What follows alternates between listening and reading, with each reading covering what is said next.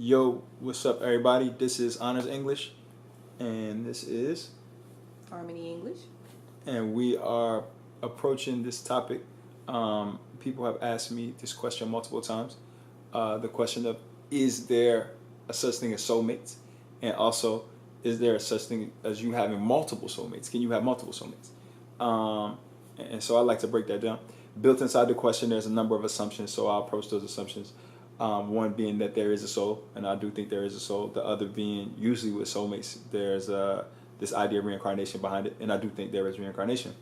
However, the soulmate concept is something that's somewhat unfamiliar to me, and it's complex, and there's a lot of things wrapped into it, a lot of stories around it, a lot of different things. People have a lot of different views on it.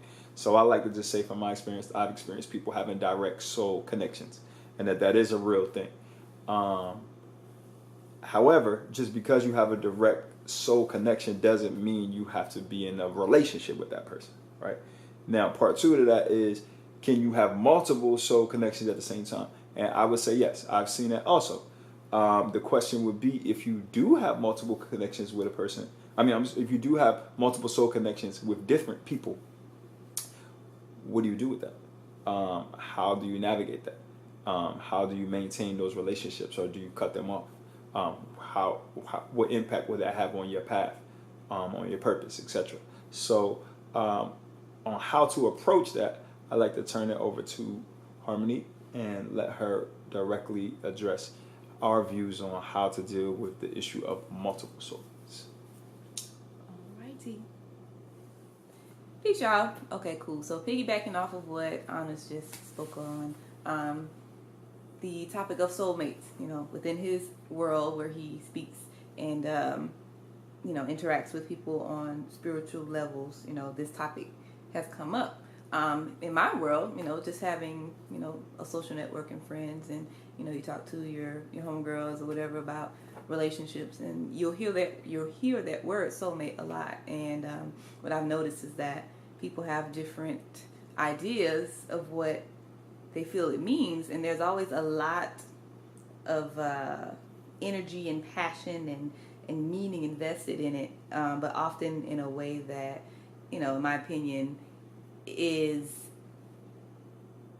detrimental almost to their current situation. So, for instance, someone's in a relationship, you meet someone, there's a connection there, people often go immediately to the this must mean a relationship, or this soulmate equals, there's a lot of expectations and the idea wrapped around that concept. So we just want to speak on it in a way that hopefully can help others manage that energy that they're experiencing, but also realizing that it doesn't mean intimacy necessarily. It doesn't mean getting together or hooking up or whatever. It doesn't have to be all that. There's so many ways that we connect with people for purposes beyond just the standard physical. We all have things we need to achieve in life. There are different goals and these amazing things that we want to do, a life's purpose. So I look at soulmate as a concept of